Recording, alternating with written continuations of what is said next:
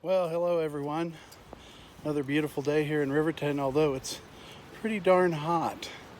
My expectations wouldn't have it be quite so hot, darn it, but it is. Um, and a lot of our expectations are changed these days, aren't they? The things we usually think we control, we have been reminded that we don't control them. That there's these things that are out of our control, and so our faith in God helps us to remember who's really in charge. Of course, it's has He done this as somebody told me the other day that He did this as a punishment. I doubt that, because the punishment's supposed to come at the end. I think that not so much is done as a punishment as a reminder to slow down.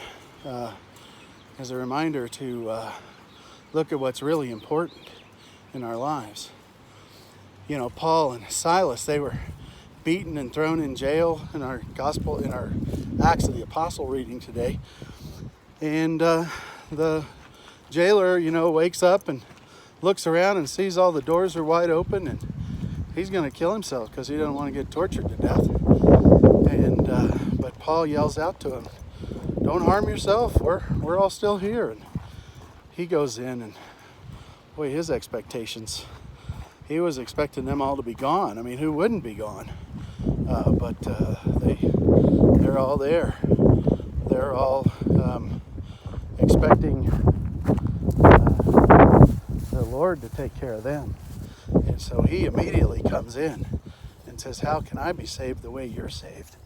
And they tell him the Lord Jesus Christ in baptism, and so he immediately takes care of them and takes them to his house and bathes their wounds and is baptized, and the whole family gives thanks.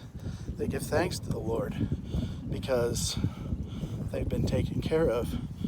Now, Jesus talking to the apostles, trying to let them know to not be so upset that they're grieving, that they don't understand, that he's told them that he's going, but don't be upset because I have to go to the Father. That's what it's all about. I have to go to the Father. Just like it has to be hot sometimes in May in Wyoming. Just like every 100 years or so, we have to slow down because of a pandemic. And we slow down either because a bunch of people die, or we slow down because we're being careful about it. Just take your pick. And we do the best we can. See, old buddy over there, he's slowed down because of how hot it is. Of course, now he has an expectation that somebody ate some food at that picnic table, so he's going to go over there and check it out. And there he goes. I don't know if you can see him or not. So we give thanks to God. Or we better, right? We better be willing to accept this, to wear our masks if it's the best thing or not. We have to trust. We have to help each other along the way, and we'll find out.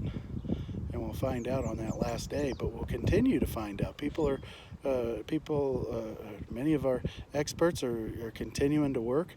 We're going to figure out what's going on with this terrible virus, and we're going to get back to a more normal way of life, but maybe it'll be a little better because we slowed down. Maybe it'll be a little bit better because we slowed down and prayed.